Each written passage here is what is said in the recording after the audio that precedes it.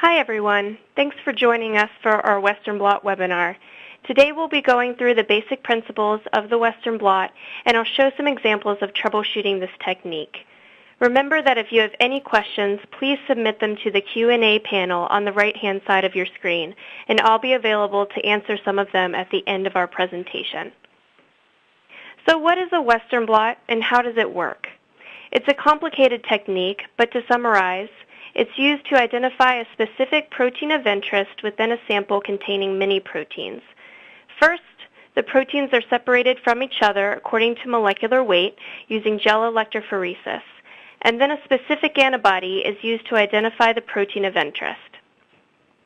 So we can determine the molecular weight of the protein of interest by comparing the results to protein standards of known molecular weight, and we can also determine the relative quantity of the protein of interest among samples.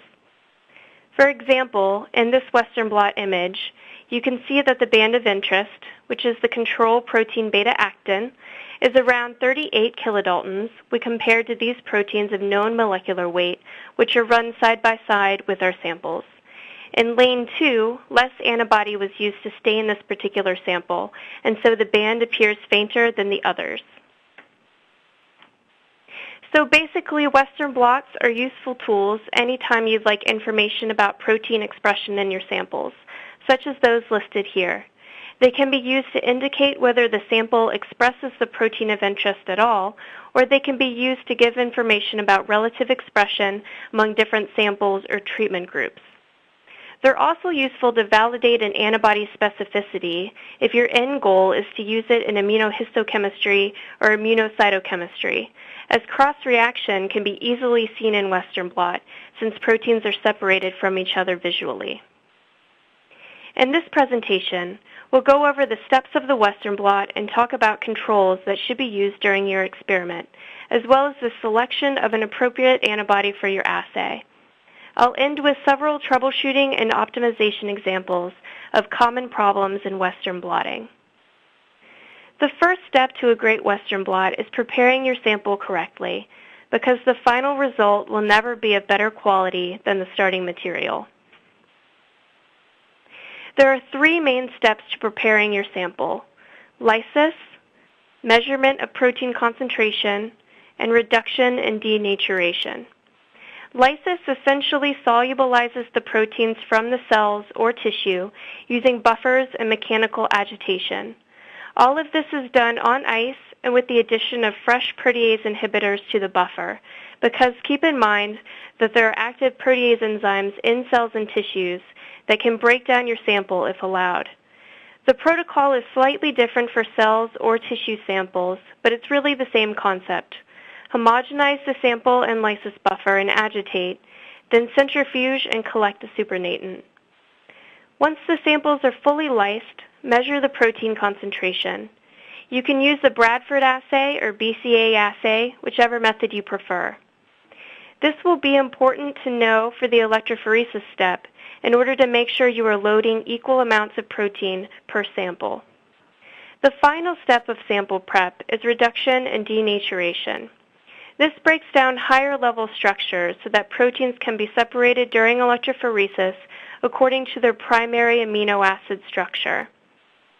This is done by adding a buffer containing a reducing agent as well as detergent and heating generally for 5 minutes around 95 degrees.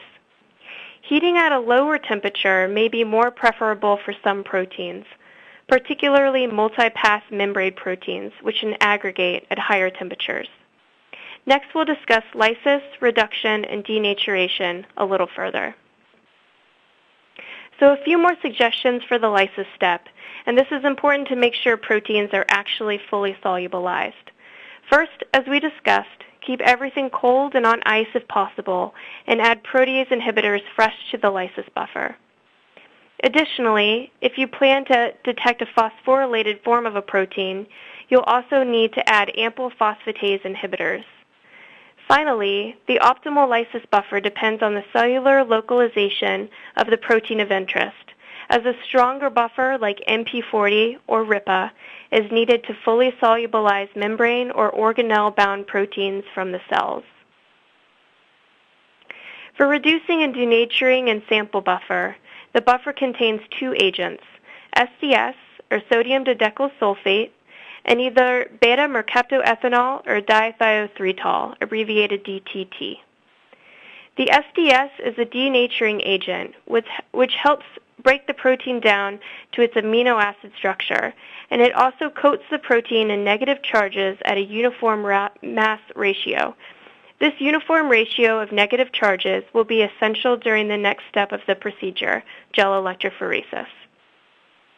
Beta-mercaptoethanol and DTT are reducing agents, which break disulfide bonds, also breaking down the protein to a linear primary amino acid structure, which is all simplified in this image. As a side note, occasionally the protein of interest will need to be non-reduced or non-denatured, often because a particular antibody only recognizes this form of the protein. And so the reducing and denaturing steps can be skipped if needed, but most Western blots are run in denatured, reduced conditions. So once the samples are properly prepared, they're ready for gel electrophoresis. We've mentioned that gel electrophoresis is used to separate proteins according to molecular weight. We're actually separating the proteins in an electric field and taking advantage of the fact that different sized proteins will move through a gel matrix at different rates. This image shows a typical apparatus used for gel electrophoresis. The type of electrophoresis most commonly used in Western blotting is abbreviated SDS page. SDS is the denaturing agent which is added to the buffer during this procedure. PAGE stands for polyacrylamide gel electrophoresis, as the gels are typically made of polymerized acrylamide. So how does SDS PAGE work?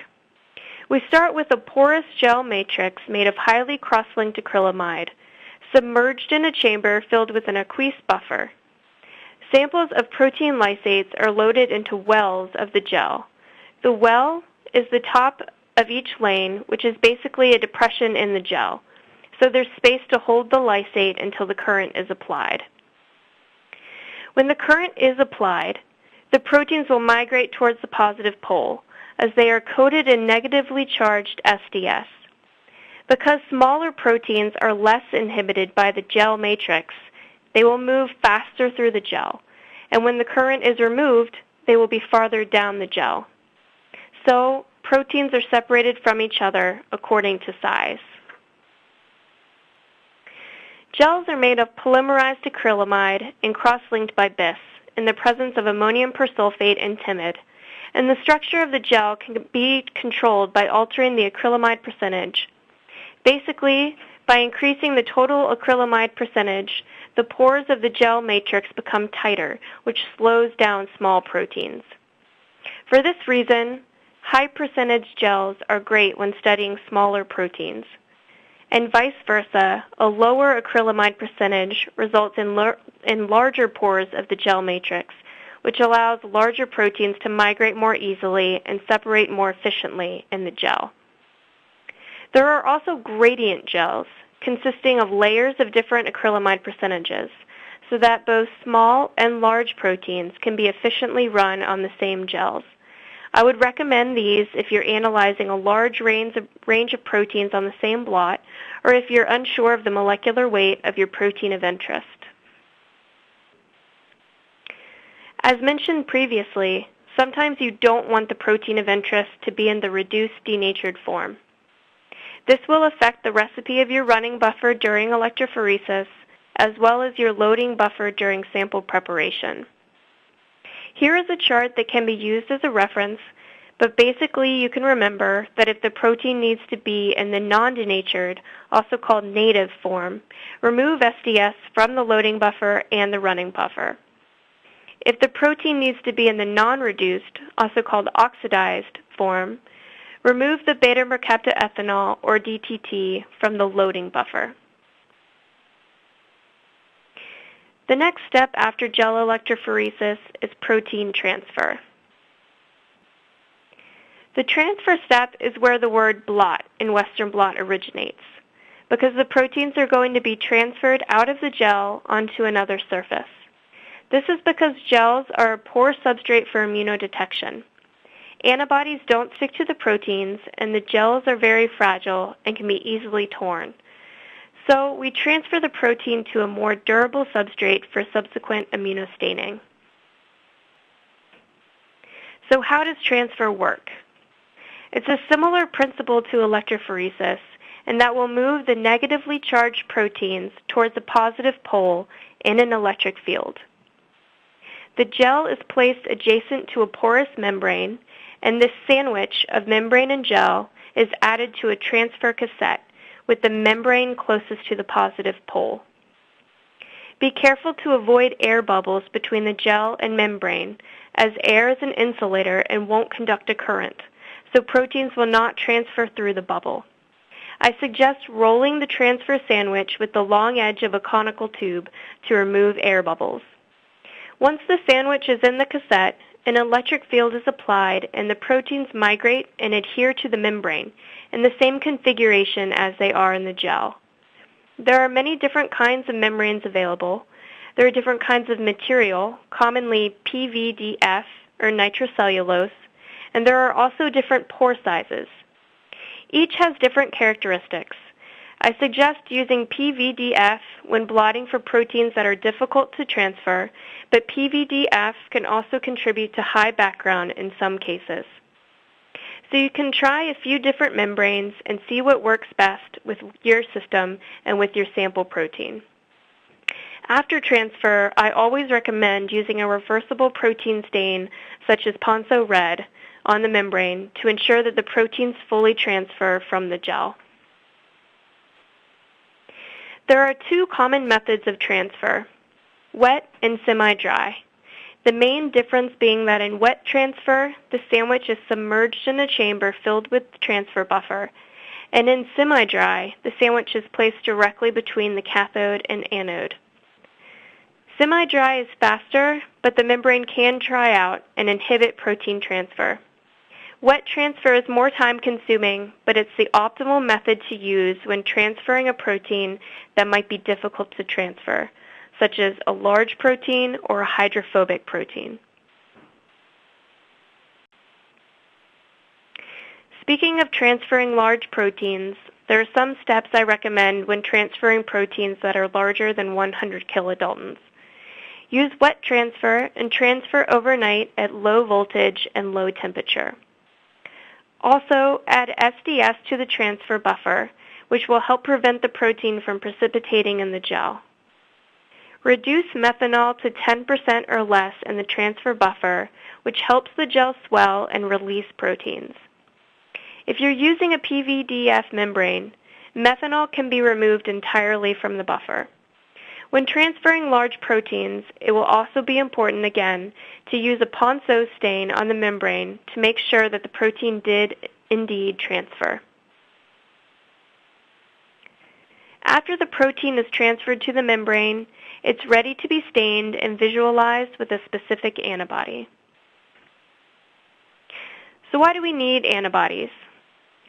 You could use a protein stain like Kamasi in a gel or Ponceau on the membrane, but these are non-specific stains and will show every protein in the sample, such as the image on the left.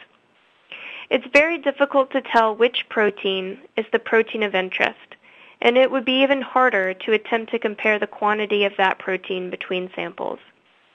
So, specific antibodies are used so that only the protein of interest is visualized, as in the image on the right. The first step in the immunostaining procedure is to block the bare space on the membrane with a neutral protein. This is important because the membrane is an adherent surface for all proteins, so free antibody could non-specifically bind to the exposed membrane, but antibody shouldn't bind to a neutral protein. To block the membrane will be placed in a dish and covered with a solution of TBST and 3 to 5% milk or BSA. The proteins in the milk or the BSA bind to the membrane to cover the free membrane so that antibody won't stick to these areas later.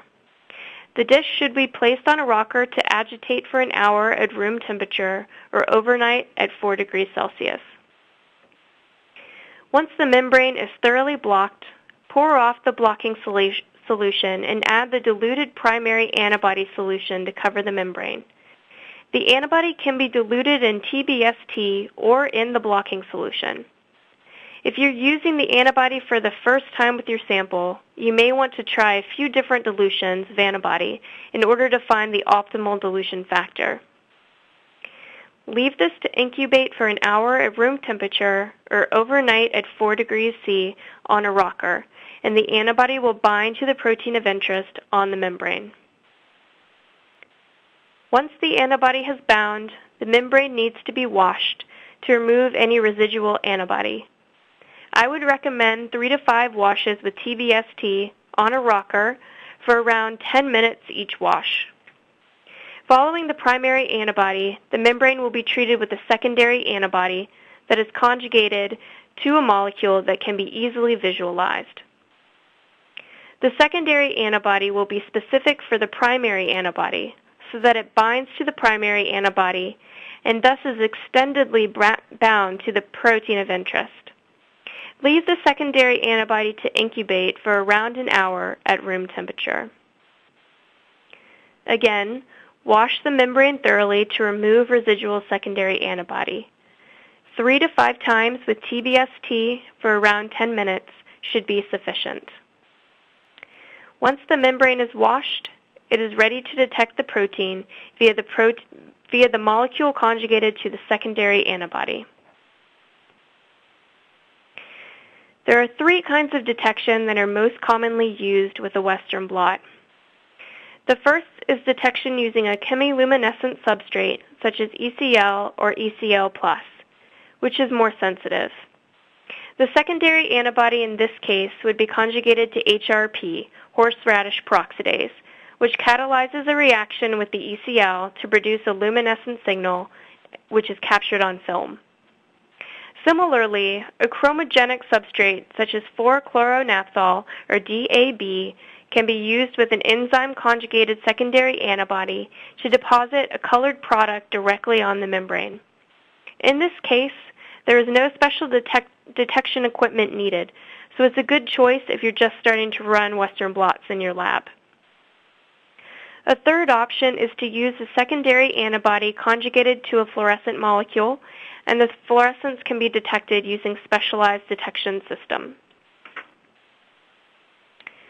As part of every well-planned experiment, there are certain controls that should be used, and now we'll talk about some of the important controls to use in Western blotting.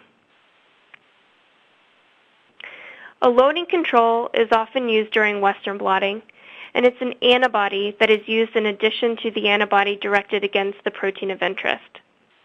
The loading control targets a common protein that samples should contain in roughly the same proportion, so that assuming the same amount of protein from each sample was loaded correctly to the gel during electrophoresis, there should be similarly sized bands of the loading control target. If there was a mistake during loading, the loading control band will show this error. The target that you choose will depend on what kind of sample lysate you're using. If you have a whole cell lysate, generally beta-actin, GAPDH, or tubulin will be used as a loading control. For a mitochondrial fraction, use VDCA1 or COX4. And for a nuclear fraction, use a lamin B1 or TATA-binding protein antibody. One important note of caution is to be careful when comparing loading control results between dissimilar samples, as an antibody's binding affinity can vary among different forms of the protein. In this image, for example, each lane is loaded with the same quantity of the sample from a different species and stained with a beta-actin antibody. Although the lanes are loaded correctly, the band in the fish samples in lane 3 is fainter than the others, but this is because the antibody has a lower binding affinity for the fish beta-actin protein. In addition to a loading control, it's a good idea to run a positive control and a negative control sample alongside your unknown sample. The positive control is basically a sample known to contain the protein of interest, such as a recombinant protein, a transfected cell line, or tissues or cells known to express the protein. A negative control is known to not contain the protein of interest, which could be a knockout or siRNA sample, or tissues or cells that don't express the protein of interest. Another useful control is the blocking peptide, which is more commonly used with antibodies in which the immunogen is a short peptide sequence, as opposed to a full-length protein. To use the peptide as a control, the antibody is pre-treated with the peptide, so that the specific binding sites of the antibody are bound and blocked by the peptide. Then the pre-treated antibody is incubated with the membrane. Any specific bands will not appear on the membrane since the binding sites are blocked. If any strong bands do appear, they must be due to non-specific binding of the antibody. In this image, there are no bands in lanes 3 and 4. And this is because the antibody used on these lanes was pre-treated with the immunogenic peptide. In the other lanes, the antibody was pre-treated with peptides very similar to the immunogen.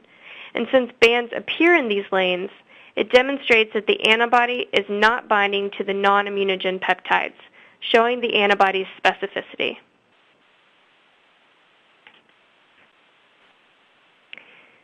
Next, we'll go over a couple of things to keep in mind when selecting an antibody appropriate for your Western blot.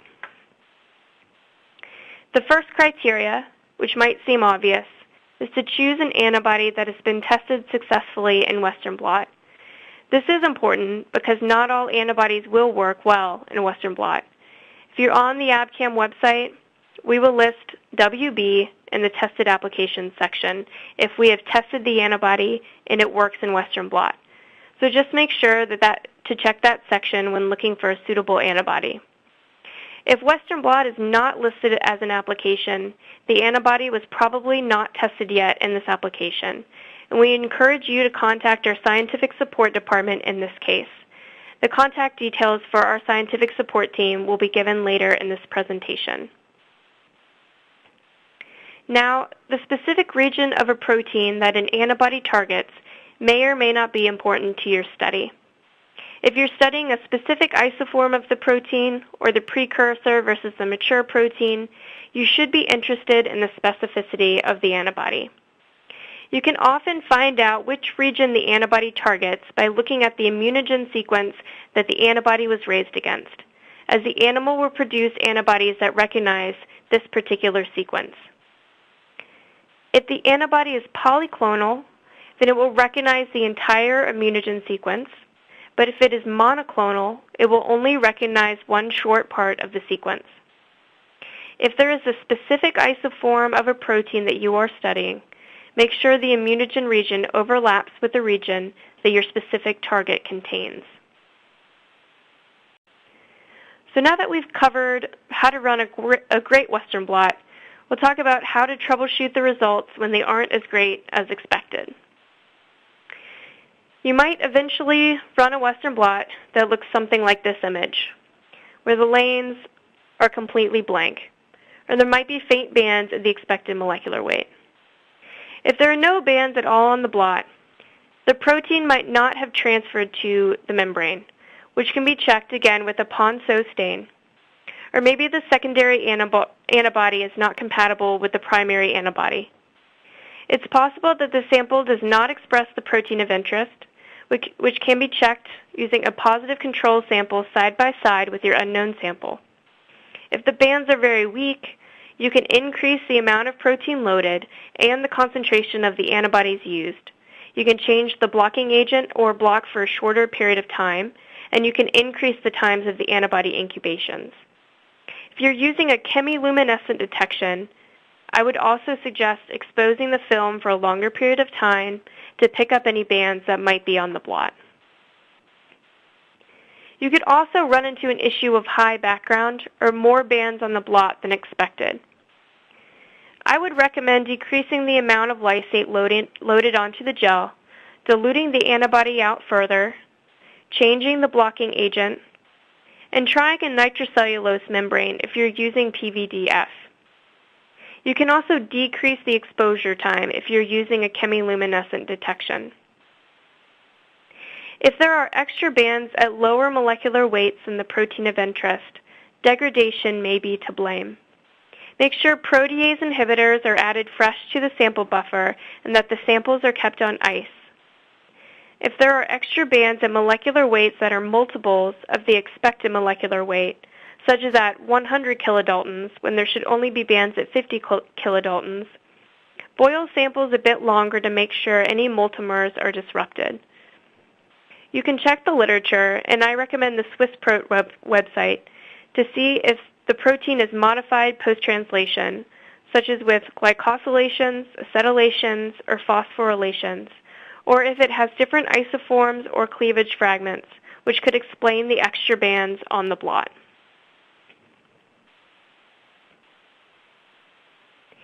Here is a specific example from our own in-house testing, in which there was very high background on a blot with a new lot of an antibody. The technician thought they may have incorrectly diluted the antibody, which was intended to be at 1 microgram per mil, so they simply remade the working dilution from the stock solution, and they also diluted the sample lysate 10 times and 100 times, just to be on the safe side. And the new result showed an ideal Western blot, just from diluting the antibody and sample.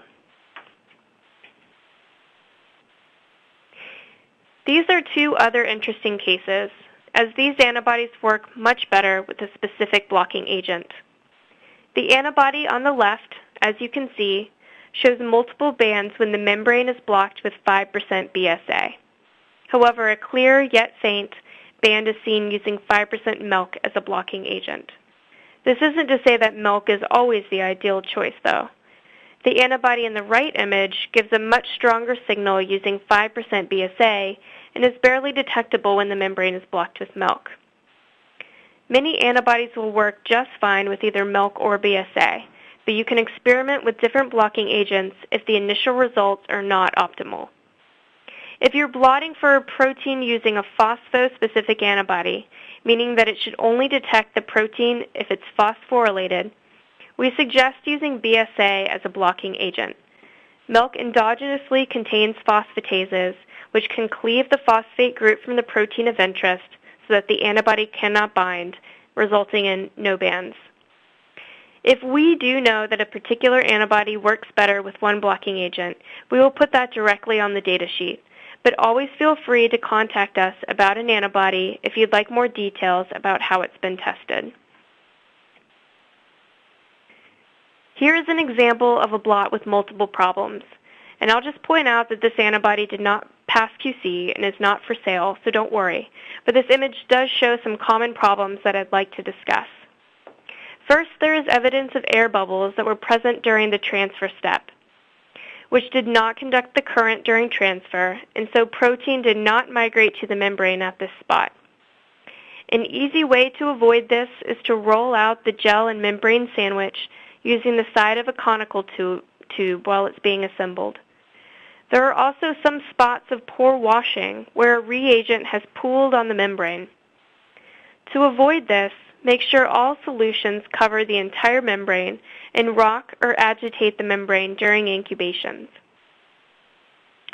The last thing I'd like to point out is the area in the right upper corner where there was incomplete contact between the gel and the membrane, and this may have been due to folding of the gel or tearing of the gel. If the gel isn't flat on the membrane, again, smooth out the sandwich with the side of a conical tube to make sure all areas are in contact.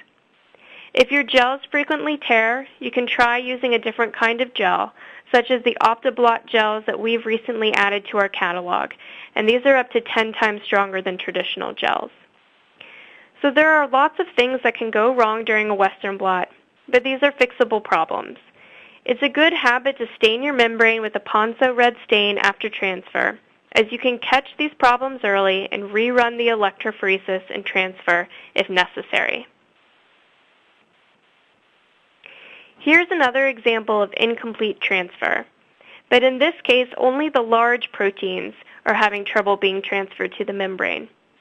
You can see that there should be at least the high molecular weight standard proteins, but these have not efficiently transferred. If you see something like this, simply follow the suggestions mentioned before for transferring large proteins, such as a wet transfer overnight at low voltage and lowering the amount of methanol in your transfer buffer. If you do see the reverse problem, meaning only high molecular weight proteins are on the membrane, you may have overtransferred so that the small proteins migrated straight through your membrane. So shorten your transfer time or voltage in that case.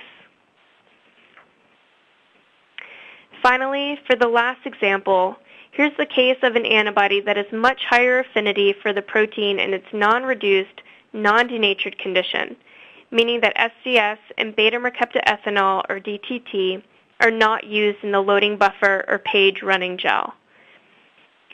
This image was submitted as part of an excellent AB review by an outside researcher who found that a collagen 3 antibody gave a weak band when the protein was reduced and denatured, seen in the left lane, and stronger bands were seen when the protein was not reduced and denatured in the right lane sample. The band at around 300 kilodaltons is a dimer made of 2 alpha chains that individually would run around 130 kilodaltons in reduced, denatured conditions. In its native form, the protein has a 3-dimensional shape, and the antibody likely has a strong bonding site along the 3D shape that is lost once the protein is reduced and denatured. On a final note, I'd like to reiterate how important it is to really understand the biochemistry of your protein of interest, as Western blotting depends heavily on this knowledge. Each blot will not necessarily give you one band at the expected molecular weight, but this isn't necessarily a cause to worry. There may have been post-translational modifications or cleavage events which cause the protein to run at a different size, or your sample may express a particular isoform of the protein. When unsure, consult resources such as SwissProt website or the available literature for more information about your target, and always feel free to contact the Abcam scientific support team if you need any assistance with this or with any part of your Western blot. Contact details for the scientific support team will be provided later in the presentation.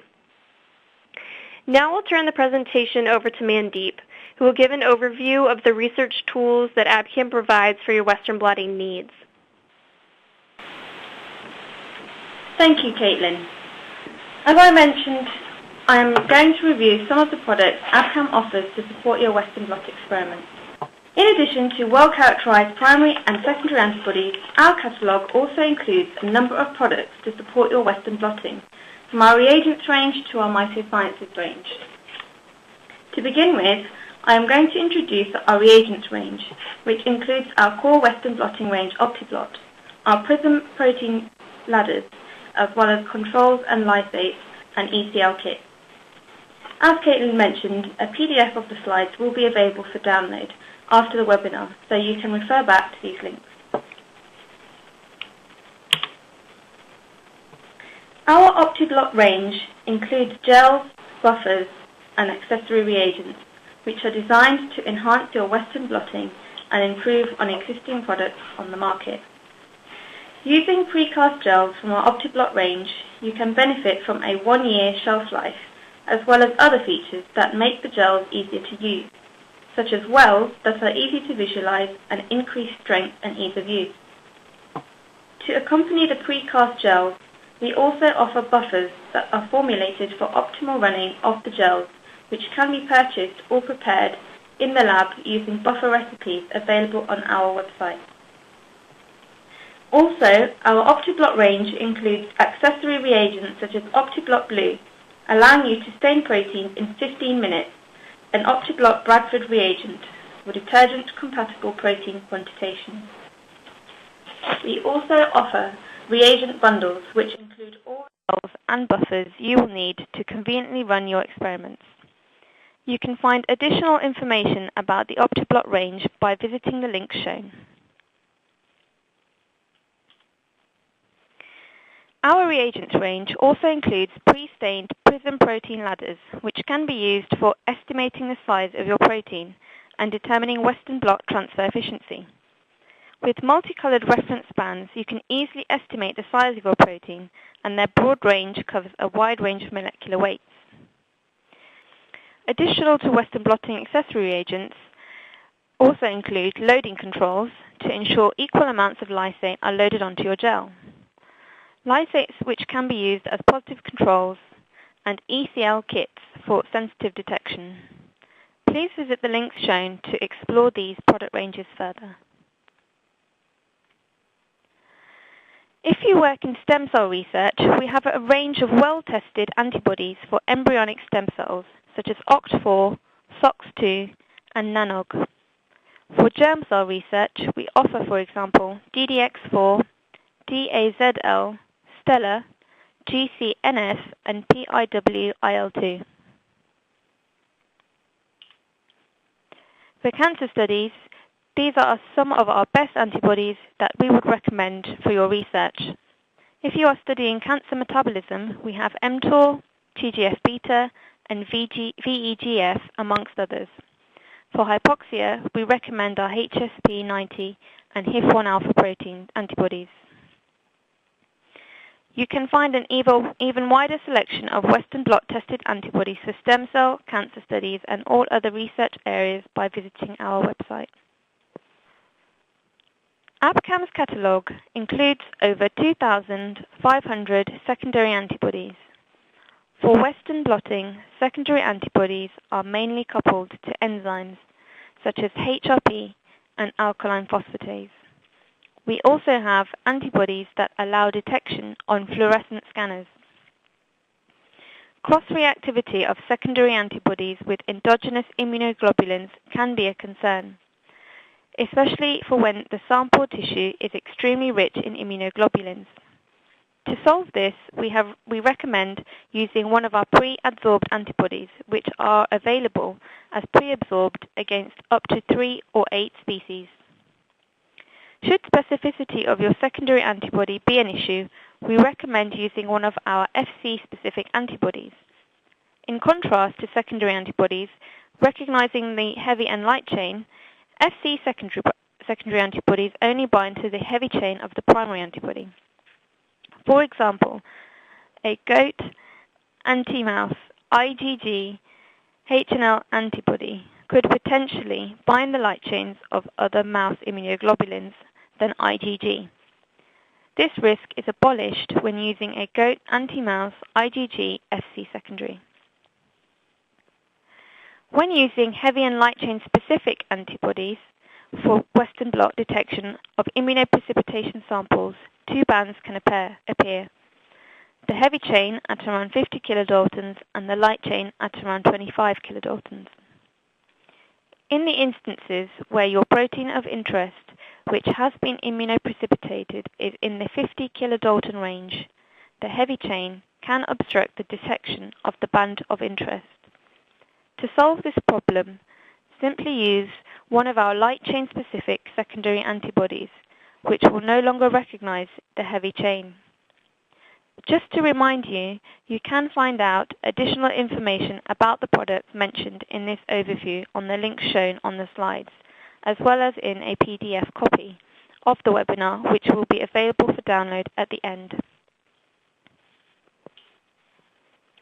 For more hints and tips, you can find information about Western blotting protocols, guides, and frequently asked questions, and also our OptiBlot range on our ABCAM website using the links shown.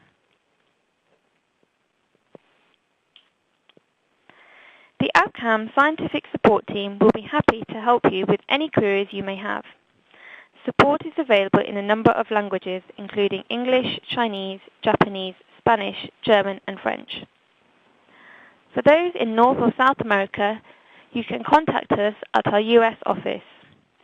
For Hong Kong, China, and Asia, you can contact our Hong Kong office. For UK and Europe, you can contact our UK office.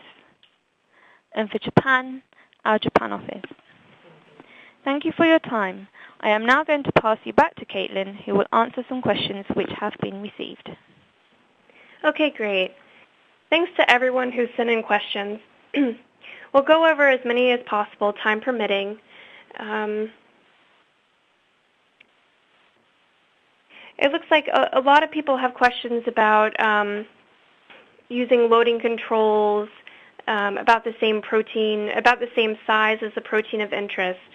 So there are a couple of different options that you have when using loading controls.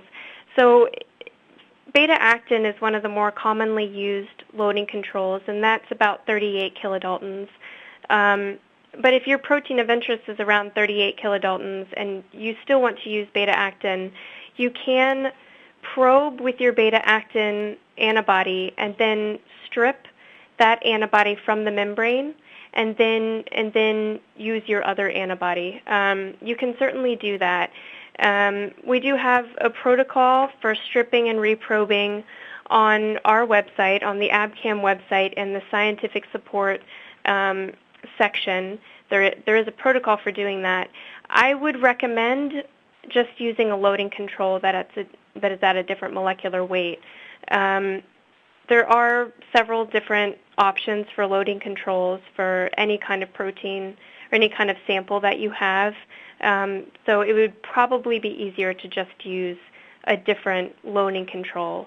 And the benefit of doing that, if you have a loading control that's at a significantly different molecular weight than your protein of interest, you can actually, after transfer, you can cut the membrane and then stain using those two different antibodies completely separate from each other. That way you won't have to go through the extra step of stripping the membrane and reprobing. And every time you strip, you can lose some of the protein off of the membrane, which can affect your results if you're trying to quantitate or just qualify the amount of your protein of interest between samples. So I would recommend choosing a different loading control than one that's close to your protein of interest.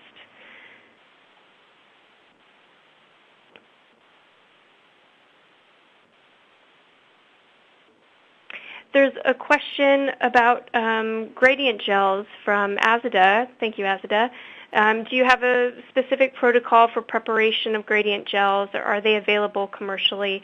I would recommend just purchasing them. You can make them, but it will be much easier to just purchase them. And they're available in different ranges of acrylamide percentage.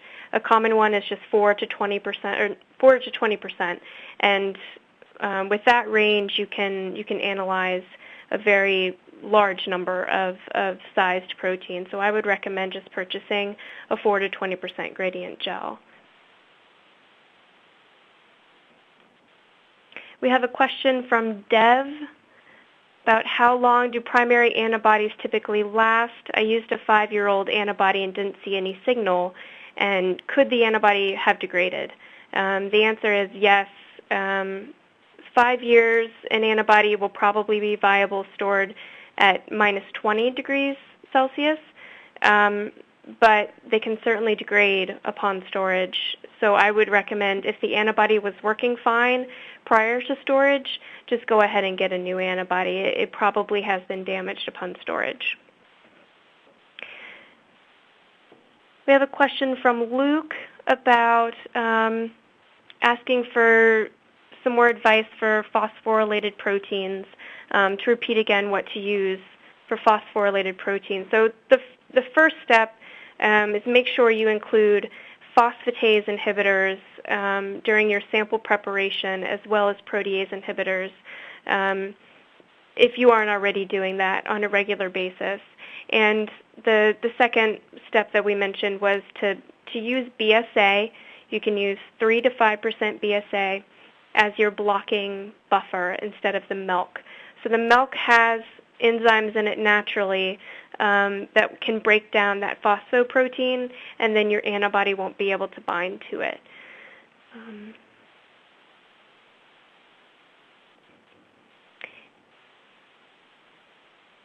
And we had a question from Balaji asking if blocking peptides are available for phospho antibodies. And yes, they are. Generally, for most phospho-specific antibodies, there is a peptide available. If it's an antibody that detects one specific phosphorylated residue on the protein, the immunogen would have had to be that specific region. So a peptide, you can make a peptide if there's not one commercially available, but you would know that you would have to make a peptide to that region and phosphorylate it at that specific residue.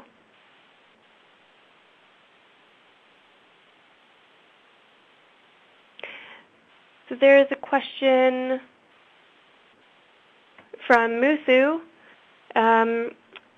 I sometimes have spots around my bands when I develop my membrane. I've increased washing periods. And based on the Ponceau, there were no air bubbles. I'm assuming spots might be kind of a speckled appearance just across the membrane. And sometimes you see that if the blocking solution, the BSA, or the milk powder isn't fully dissolved in the solution, in the TBST, and so you end up with some speckles or some dots on your membrane. There could also be some contamination in one of your solutions, and that can show up as dots or speckles. So if you think it might be contamination, of course, you can either sterile filter your solutions, or you can make new solutions. If you think you're having some trouble fully dissolving your milk or your BSA powder in that TBST, you can also filter your blocking solution after you add the powder, and that can get rid of any speckles that might be forming.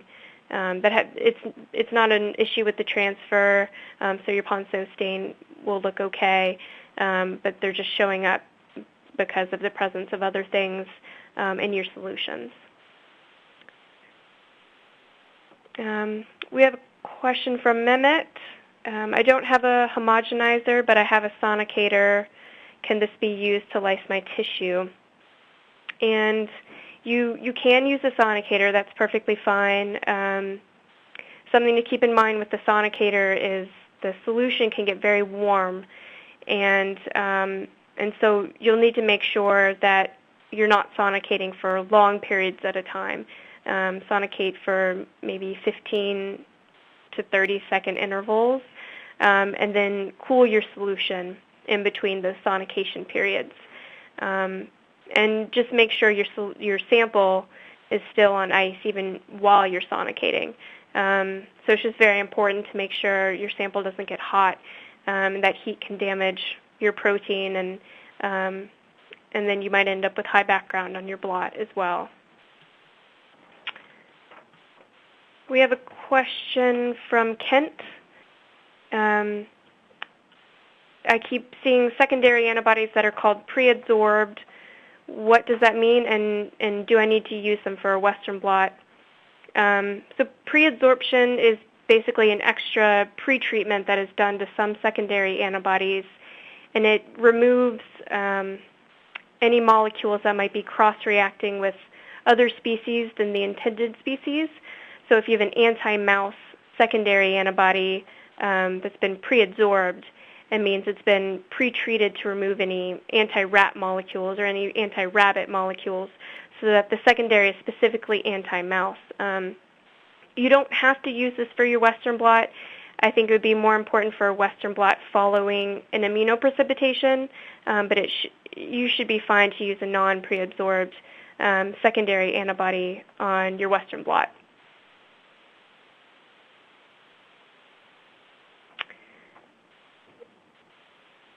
And we have a question from Ling. Someone in my lab ran a Western blot, and the blot was black, but the bands were white. Can we fix this? And the answer is yes. White bands on a black blot, it's called inverse banding, and it's normally caused by using too much antibody if you're using chemiluminescence for detection. So the film is kind of quenched and overexposed, and you should be able to fix this by just diluting the primary and the secondary antibody further until the blot looks normal and you see black bands on a white background again.